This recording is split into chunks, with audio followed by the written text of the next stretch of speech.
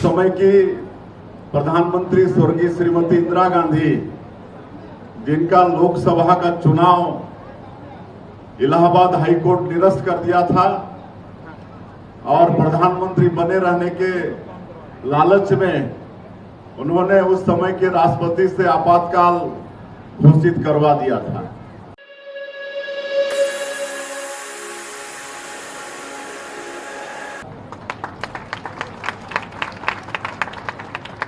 पच्चीस जून को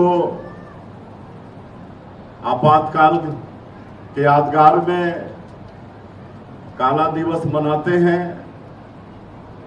और कल पूरे देश में काला दिवस मनाए।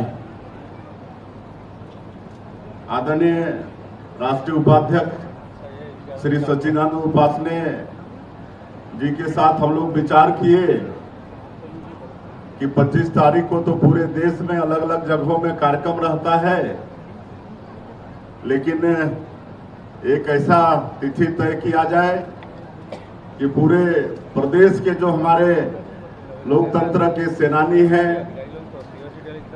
बहुत जन हम लोग को छोड़ के चले भी गए हैं, लेकिन उनके परिवार के लोग हैं, एक बार उनका दर्शन करने की हमारी बड़ी इच्छा है। तो आदरणीय सच्चिदानंद जी ने ये कार्यक्रम का आयोजन किया।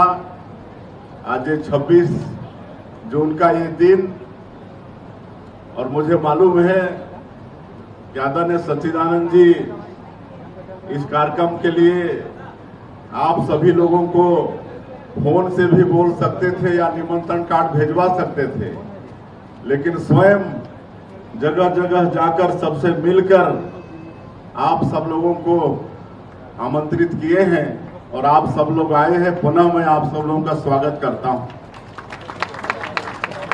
और आज लोकनायक जयप्रकाश नानाजी देशमुख, स्वर्गीय लरंग साय जी, स्वर्गीय बलिराम कश्यप जी, स्वर्गीय नरहरि साय जी सहित सभी लोकतंत्र के सेनानी जो आज हम लोगों के बीच नहीं है, उनको मैं शत शत नमन करता हूं। और आज जो यहाँ पर उपस्थित है उनके परिजन और लोकतंत्र के सेनानी, उनको भी मैं नमन करता हूं।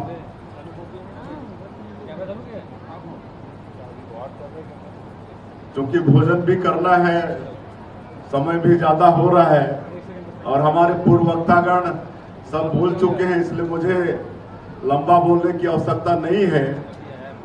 सबको मालूम है कि 25 जून 1975 को इस देश में आपातकाल थोपा गया था।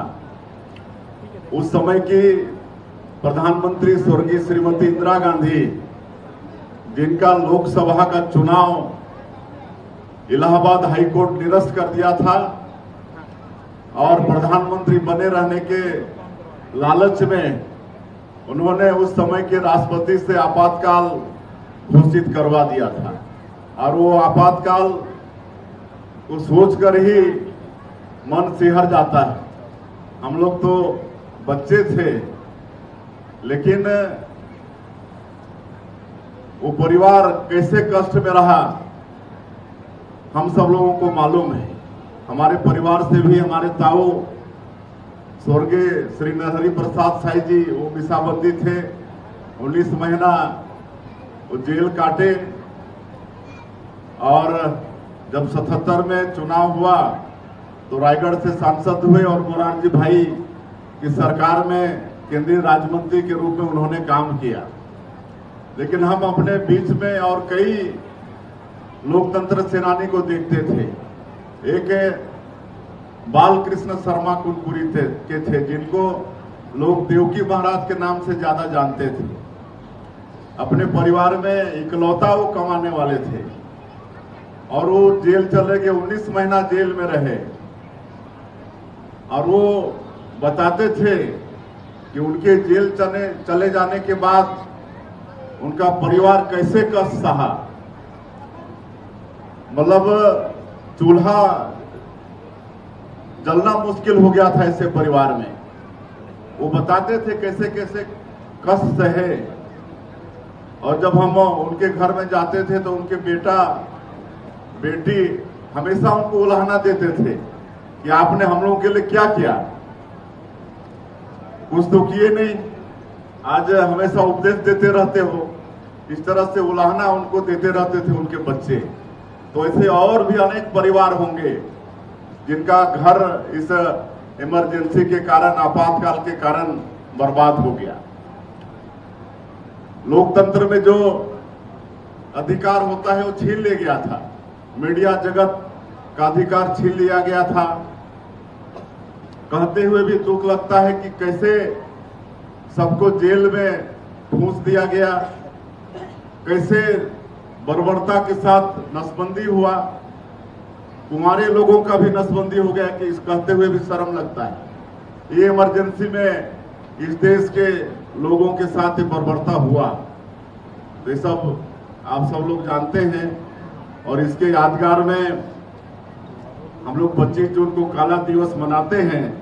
और हम धन्यवाद देना चाहेंगे श्री सच्चिदानंद उपासने जी को, जिन्होंने लोकतंत्र सेनानी संघ का गठन किया है। और जो हमारे प्रदेश में अब तो ये पूरे राष्ट्र में हो रहा है, सबको जोड़ने का एक प्रयास उनका, इसकी जितनी प्रशंसा की जाए बहुत कम है। और पिछले समय वृंदावन भवन में हमको बुलाए थे जितने भी प्रदेश भर के स्वतंत्रता संग्राम सेनानी थे, लोकतंत्र के सेनानी थे।